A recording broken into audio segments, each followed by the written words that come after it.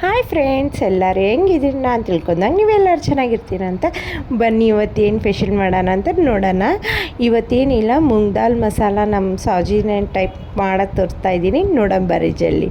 ಏನಿಲ್ಲ, ಟಮಾಟಿ, ಅಲ್ಲ, ಬೆಳ್ಳುಳ್ಳಿ, ಕೊತ್ತಂಬರಿ ಪೇಸ್ಟ್ ಮಾಡ್ಕೋಬೇಕು. ಈರುಳ್ಳಿ ಹಾಕ್ಕೋಬೇಕು ಎಣ್ಣೆಗೆ. ಅದು ಹಾಕ್ಕೊಂಡು ಪೇಸ್ಟ್ ಮಾಡಿದ್ದು ಅದು ನಾವು ಹಾಕ್ಕೋಬೇಕು. 1 ಚಮಚೆ ಮಸಾಲೆ, 1 ಚಮಚ ಅರಶಿನ, 2 ಚಮಚೆ ಖಾರ ಪುಡಿ ಮತ್ತು 1 ಚಮಚೆ ಉಪ್ಪು ಹಾಕ್ಕೋಬೇಕು.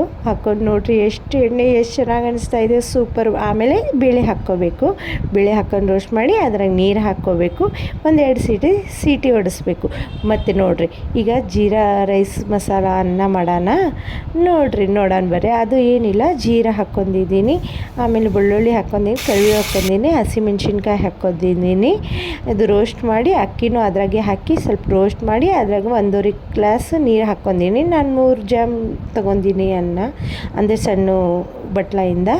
1 ಚಮಚೆ ಉಪ್ಪು ಹಾಕ್ಕೋಬೇಕು, ಸ್ವಲ್ಪ ಮಸಾಲೆ ಹಾಕ್ಕೋಬೇಕು, ಆಮೇಲೆ ಜೀರಿಗೆ ಪೌಡ್ರ್ ಸ್ವಲ್ಪ ಹಾಕ್ಕೋಬೇಕು. ಇದನ್ನು 2-3 ಸೀಟಿ ಹೊಡಿಸ್ಬೇಕು. ಆಮೇಲೆ ಇದು ಬೇಳೆ ನೋಡಿರಿ ಎಷ್ಟು ಚೆನ್ನಾಗಾಗಿದೆ. ಆಮೇಲೆ ಕೊತ್ತಂಬರಿ ಅದು ಹಾಕಿ ನಾನು ಸೆಟ್ ಮಾಡಿ. ನೋಡಿರಿ ಎಷ್ಟು ಯಮ್ಮಿ ಕಾಣಿಸ್ತಾ ಇದೆ.